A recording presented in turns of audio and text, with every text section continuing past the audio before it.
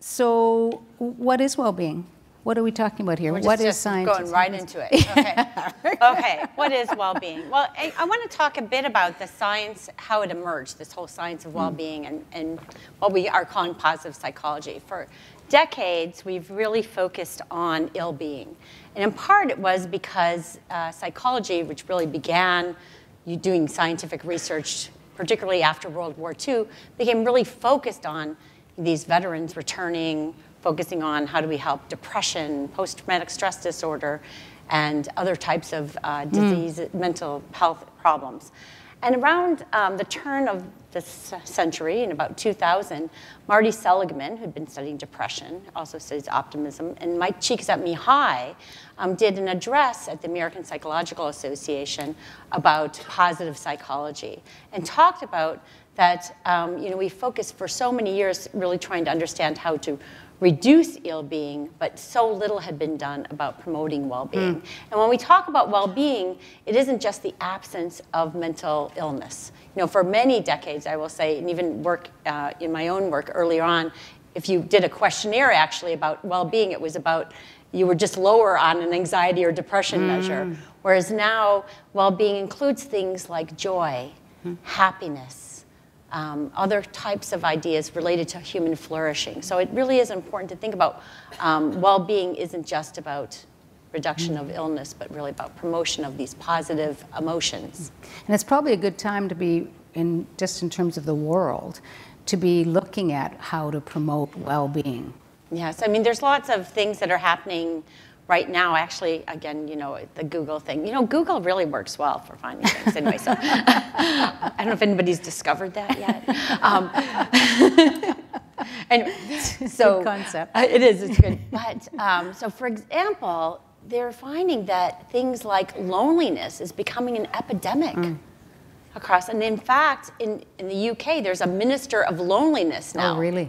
Because they're finding that loneliness, the negative effects of loneliness are even greater than effects of like obesity and the health aspects of loneliness. So, and what's so fascinating is right in the time of social media, where we think everybody's so connected, that the research is really finding that those people who spend a lot of time on social media actually report the lowest levels of well-being and loneliness. And so this notion of what's happening now. One of the other things that we're finding in research, and I feel like I'm just really giving a very short version of all this. That's what this is. This so is the Coles notes. Because I could go into lots of details about the research studies. But the idea of stress, and certainly we're finding out all the sort of negative effects of stress on the body, on health, on the brain, but also finding that stress can be contagious. Some of the research that Ava Oberle and I have done, where we looked in classrooms and we looked at teachers who, we asked them to fill out a questionnaire, how stressed and burnt out they were. They completed this questionnaire, and then we looked across 4th to 7th grade classrooms, and we collected children's cortisol. And cortisol is a stress hormone, and at really elevated levels, it lets you know that you're really stressed. And by the way you can get to cortisol is through saliva. So yes, we did ask the kids to give us their spit, and they enjoyed it, actually. 4th to 7th graders like giving you their spit. But what we found was fascinating, because we found that those classrooms in which teachers reported the highest levels of stress and burnout were classrooms where children in the morning were coming in with the highest levels of cortisol. So this notion of even not thinking just about stress in ourselves, but the stress contagion, that even if we're not stressed ourselves in the high level, we are around a group of people who are highly stressed, we will catch it. You can feel that. When sometimes I get off the bus or something and I'm going to a meeting and I'm feeling great, but as soon as I walk into a room, I can feel that. So that's a physical reaction to other people's stress. And you have the negative physiological effects of that stress just being around that. So I think that there's a real movement. I mean, just for the fact that almost 600 people are here on the self-care, there's a real movement now to this increased focus on our well-being and finding ways to do that. One of the bits of research that I saw recently that was really surprising to me was this thing called the Setpoint for happiness. So why don't you tell us what that means, and we have an image to look at that. Tracy, okay. So Sonia Lyubomirsky, who has written the book on happiness, she has actually written the book on happiness. She has done lots of research over the years and really finding this idea of a set point and finding that, in fact, our own happiness levels, if you think about how happy we are, is influenced about 50% from genetics. So we have kind of a predisposition. Okay, but that's remarkable. That's 50% genetics. You know, you see families and there's certain things. 10% to life circumstances, other things that happen in terms of, actually there's interesting research that shows this set point that even if you have a major accident or a disability or win the lottery, they study people who you'd think these life events would influence you greatly, that for the first year, it might affect your happiness, but you actually go back to your typical level even of that. But then 40% is through intentional activity. And this is where Sonia Lyubomirsky, others really talk about. So we can intentionally do acts. We could perform different types of things to improve our happiness, to increase our well-being. And that's really, in part today, this is about the self-care. Yeah, I took a course, as you know, in the summer called The Science of Happiness, and I came to understand that it's like doing exercise. You know, if you stop exercising, then you're going to become less healthy. Your muscles aren't as strong, you might put on weight. In the same way as if you stop trying to do these deliberate things that might lead to happiness, you're less happy, I should say. So you and I are going to walk through some of those things. Yes, and I was just going to say, what I loved is your in the beginning, you said workout instead of breakout and workshops. Yeah. I actually feel that was a great slip. I actually think it was intentional, I know it was. So the idea of a workout, if we looked at this intention of these activities that benefit us in a way that we work on them, like we do our workout, like we do on a consistent basis to become physically fit, these are our activities to become emotionally fit, to really feel that way. And I had to bring, again, the Dalai Lama really said, happiness is not something ready-made. We're not just have it. It comes from your own actions. And I think that's really important to sort of walk through people. There are some things that you can do. And I feel sort of like giving you this, 3 secrets to happiness right now. So we'll figure that out. Please. Yeah. All right. So we have a list in case any of you are wondering. Are you wondering what those things are that you can do that can make you happy? I feel like I'm letting out the secret. So. One of them is just really, I think, a mindset. That is paying attention to those things that are going well, as opposed to continually searching the landscape for something that needs to be fixed. Yeah, and I think I don't know about any of you, but I know myself is like, for example, I'll say if, I had a good day and then one little thing happens wrong, we kind of focus on that little thing. Yeah. We have people call it the default mechanism of doing that. But if we really, so for example, optimism, practicing optimism, thinking about what is another way to look at that glass half empty versus half full. So something happens that is really negative, to think about what would be the positive way to look at that. I think of, I could just say I had one experience where I was with one of my students in Australia, and we were supposed to be at an event that we were supposed to be there in an hour. There was this big traffic jam outside of Melbourne. It was 4 hours to get there in the car. So I was like, oh my goodness, I was supposed to give this talk. But then I thought, here I am with a student I haven't seen for a long time. We had 4 hours to catch up, So trying to think about, is there a way to think of that situation, to see a negative, how could you perceive it in an intentional way, in a positive light? And that's a hard thing to do for some people, so it becomes a habit. It has to start to become a habit of mind. I was raised by a man who my dad used to say when something went wrong, well, that makes for a way better story. so I was kind of looking, that's why I spent my life looking for things to not go quite right, because I thought, it's going to be a good story. I would say he had some influence on your profession, yes, I'm thinking. Has. Yeah, okay. Take chances, yes. So the next one is kindness.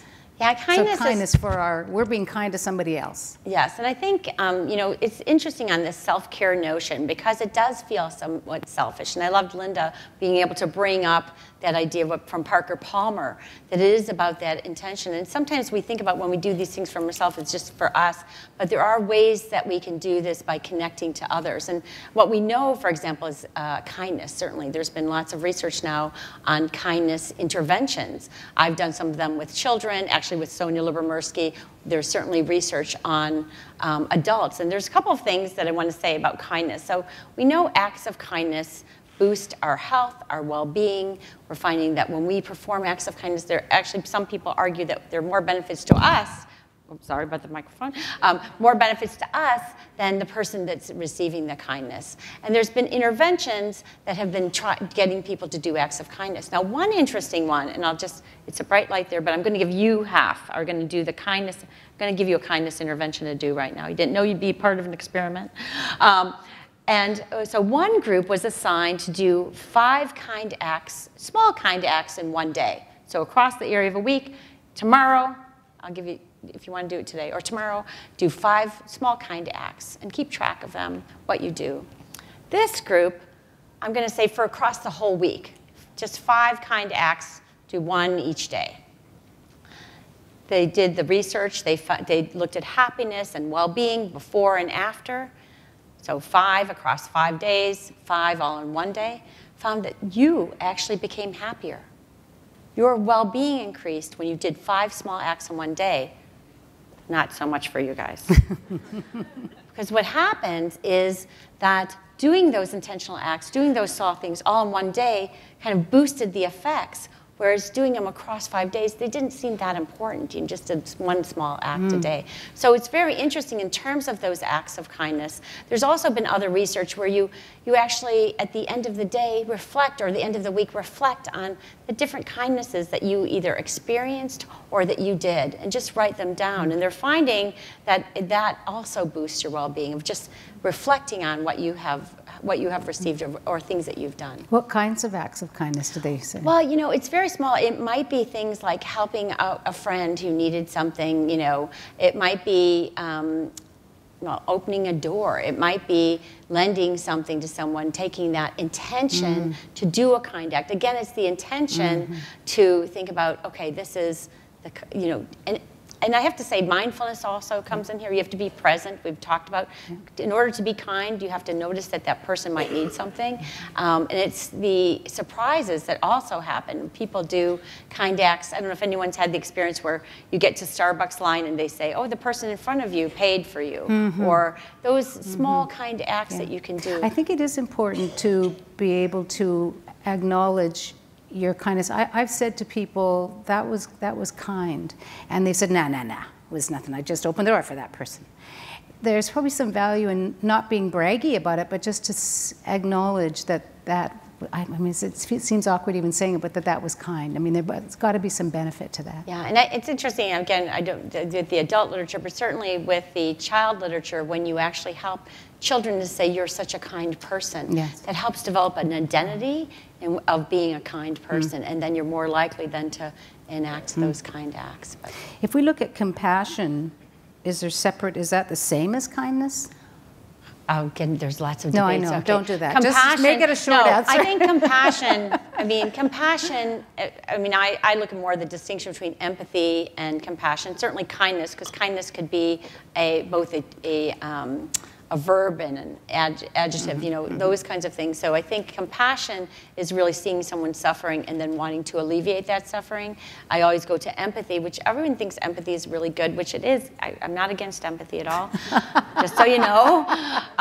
But empathy often is about, at least some definitions, about a shared emotional experience with another person, which sometimes can interfere with you doing something for that person. Sometimes you could be overwhelmed with that emotional reaction. So empathy does not have the action associated with it. Kindness would, kind acts, kindness is kind of in between there, I think. But you've done research with volunteering, for example. Yeah, so I'll talk about this one study that we did with adolescents. So it was 15-year-olds, but it really came from research on adults, showing that adults who volunteer actually have health benefits. So there'd been research out of something called Experience Corps in Baltimore. Seniors who were volunteering once a week with elementary school kids had all kinds of health benefits. And a colleague of mine came to me and said, Kim, are there any health benefits to adolescents who volunteer? And so I said, I have no idea. So we did a study where we, in fact, took about 106 adolescents, 15-year-olds, to be a part of the study in an inner city school in Vancouver. And we asked them if we could look at the health benefits of volunteering. Would they sign up? They signed up. We did say, and by the way, we're looking at health, and so we actually need to take your blood ahead of time, and also your height, weight, and have you fill out some surveys. And so they all signed up because we gave them $15 to give us their blood.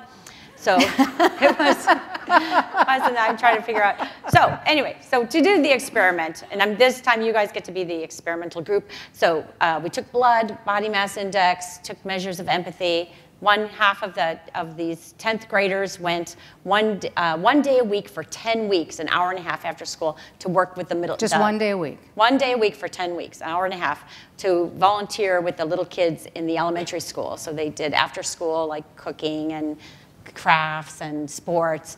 And the other group did nothing. They did whatever they do after school, whatever. And so we, took their blood before and then came back, took their blood again, gave them another $15.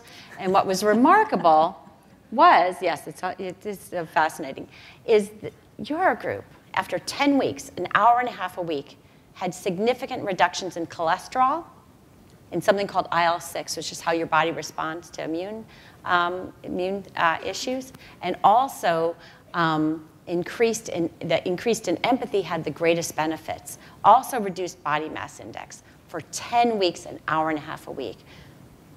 Nothing happened. Now think about that simple act and there's lots of research as well showing things like volunteering, the health benefits, and if you can reduce risk for cardiovascular disease in 15-year-olds, think of the larger ramifications. And these were not people who volunteered to volunteer. They volunteered to be part of this project. Research so study. It's not like they were self-selected, and so of course they had more they empathy. were a very large sample of kids, a very high participation rate. What was so fascinating, though, however, some of the things you don't read about in the journal articles, was that the students who were part of the study, we did it from September till December, they continued to volunteer the rest of the school year. Because suddenly they became the kids who, usually they weren't the kids who raised their hand and said, I'll volunteer. They suddenly became those kids because of those benefits.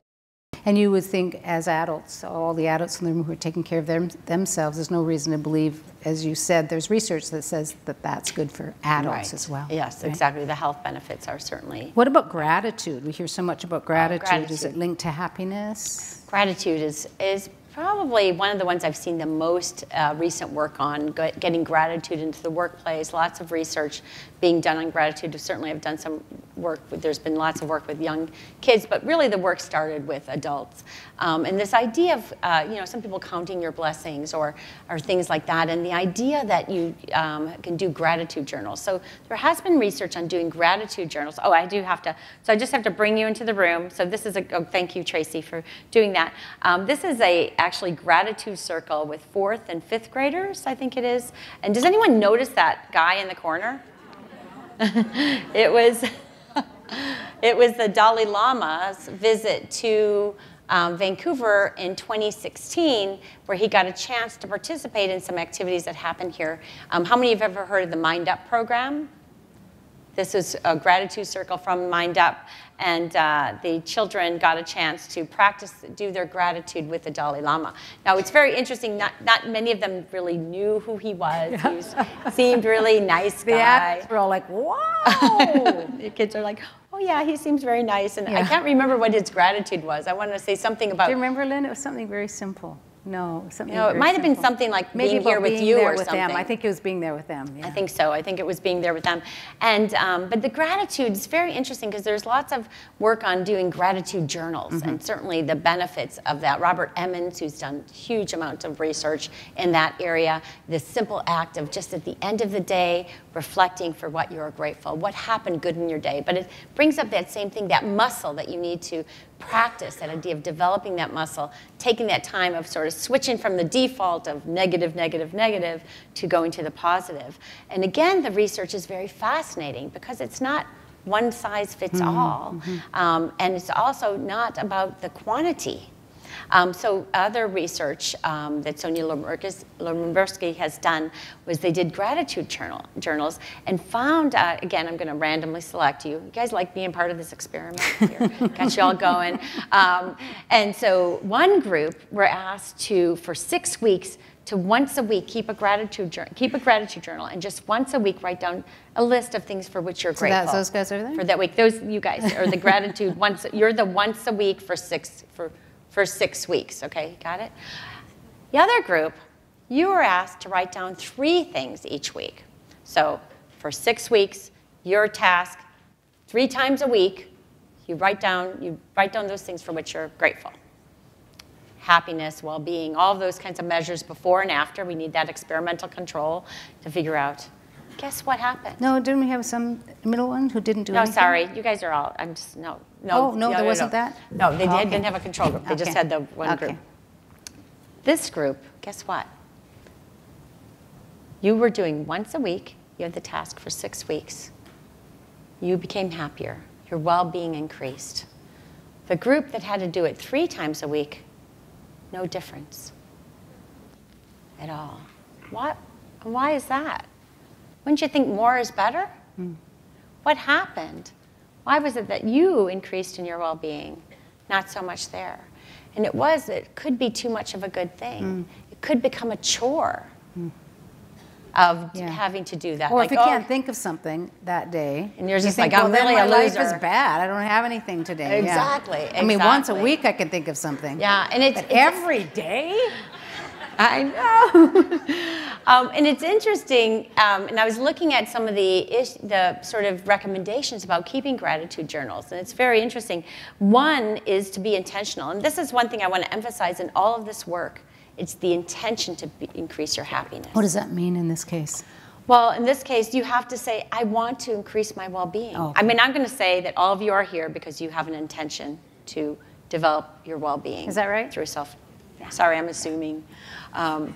You know, an intention or an interest. Let's say an interest. So you need to have an intention of increasing the well-being. Okay.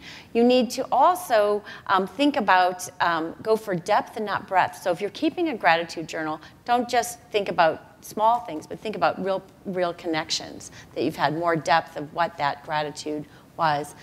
Keep it personal in the sense of there's something about people that makes us particularly connected. So instead of thinking, you know, I'm grateful that I had this glass of water, which is good to have, I'm grateful that I'm here with Maria right now and stuff. So, you know, keeping things like that. I'm grateful that Barb poured our water for us, right? Yes, exactly. But also, yes, exactly. And also keeping subtraction versus addition. So think about things that you have in your life, what your life would be like if you didn't have them. You know, so thinking about those kinds of things are also critical. And I think also, again, too much of it could be, you know, too much of a good thing could not have the benefit. So really thinking through that. Okay. So the other one is really important for us being here today because it's about social connection, human connection.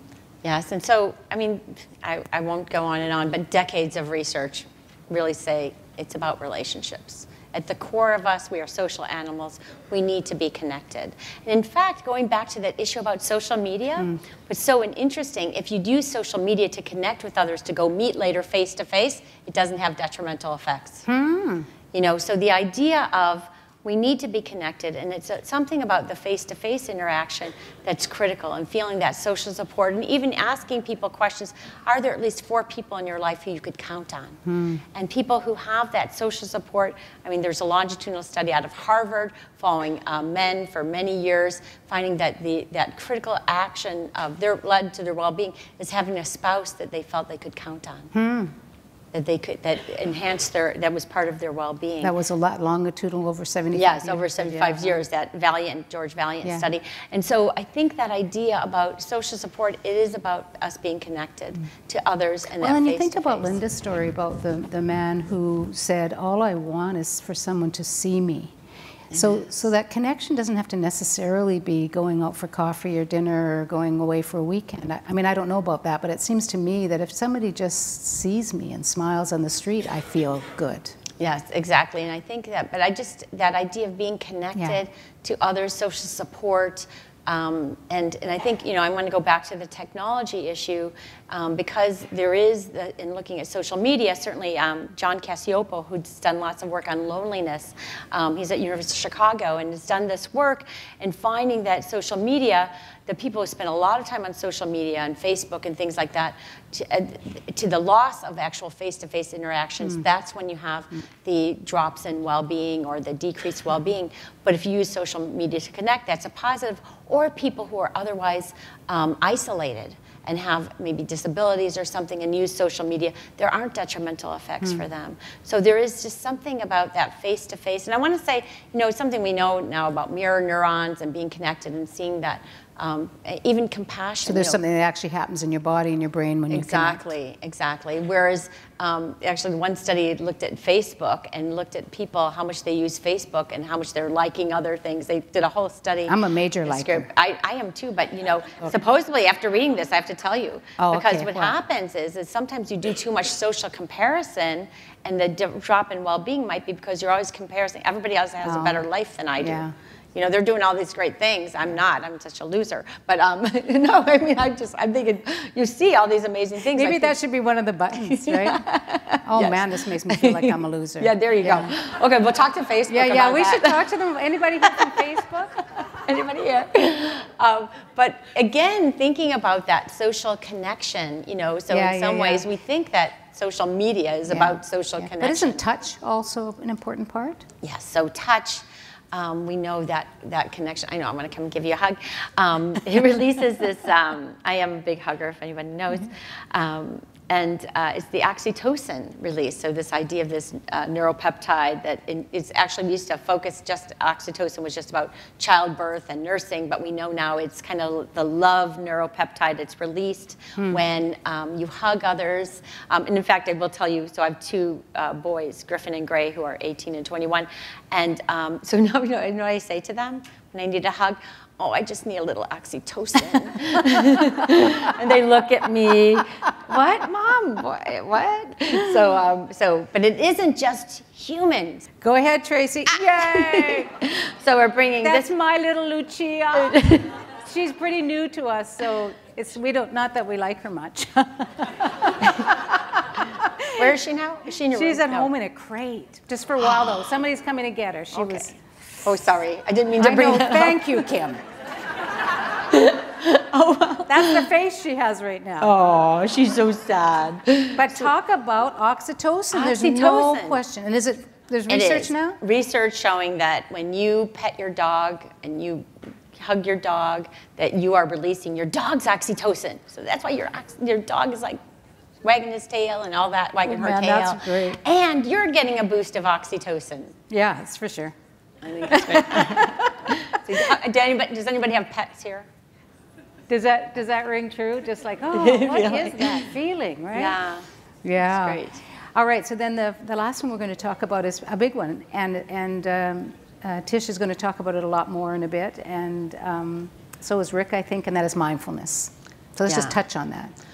So I think that there is this whole focus on mindfulness of really finding how much that is increasing well-being. And there was a long stretch of mindfulness research emerging out of mindfulness-based stress reduction that was about decreasing stress, that was about that. But we now are seeing a turn on that of really focusing on not just reducing ill-being, but increasing things like compassion and kindness and pro-sociality. So there's been a whole movement now. Why does it do that? Well, there's all sorts of mechanisms that might be underlying the increase in mindfulness, or talking about what happens in the brain and how it increases these parts of the brain that are, for example, attention, prefrontal cortex. I don't know if, Tish, you're going to be talking about prefrontal cortex. They'll do the heavy lifting. Do all that. No, I'm not sure how much but anyway, so this idea of attention, and you strengthen that muscle, that really is about that increased focus. So I think as we come to the end of our conversation, I think probably it's worth just reiterating what you've said about that 40% of things that we definitely have some control over. First of all, that can affect the other 50%. That's the genetic set point, right? If you're really loading up that 40% with things like you're talking about, it's not like you're stuck there, from Sonia's research. It's the intention. So I think that as you go away today, as you learn, is about what are your intentions going to be. You know, it could be small things that you're going to do, but to realize that the research is really about the intention to increase your happiness and the repetition. So, actually, there's one last thing. I was Googling this. One last thing is the variability. So they found that when you vary the types of acts that you do to promote your kindness, where you do gratitude, you do acts of kindness, you do practicing optimism, or even just vary those, that actually there's a greater boost to your well-being than if you keep to the same thing all of the time. I think there's something about that. So the variety seems to make a difference as well. So maybe each of you have come up with something just from this conversation that starting today you might add. I know I have, so I'm going to get my dog out of that crate, that's for sure. That's the first thing so if I'm not here for a while, you're on your own. So Kim, thank you so much for this, and you'll be here for the rest of the conference. I'm sure people have lots more questions for me. Please join me in thanking Kim Schonert-Reichl.